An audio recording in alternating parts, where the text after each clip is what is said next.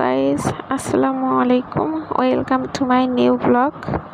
তো আজকে আমি আপনাদের দেখাবো আমাদের গ্রামের ঐতিহ্যবাহী একটি স্থান, যেখানে ব্রিটিশ আমলে অনেক রাজবাড়ি আছে। তো এটা যেহেতু গ্রাম, দেখেন অনেক গরু বাঁধা আছে এখানে। তো চলেন দেখানো যাক এখানে কি কি আছে, সব কিছু আপনাদের আজকে দেখাবো। তো দেখতে থাকুন এবং আমার সাথেই থাকুন।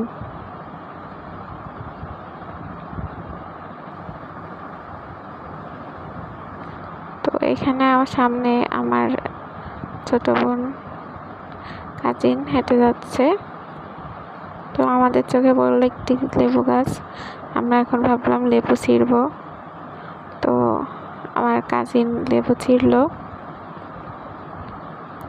এই যে এখানে লেবু খাওয়ার মতো কেউ নাই, তো এই কারণে যে তার ওভারভিউ দেখেন,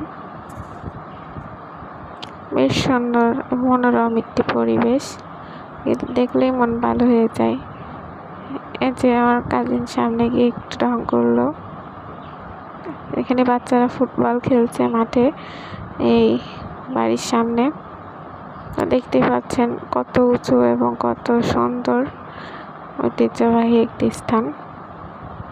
আমরা সবাই সুযোগ পেলে এখানে যাই, মন ভালো হয়ে যায়।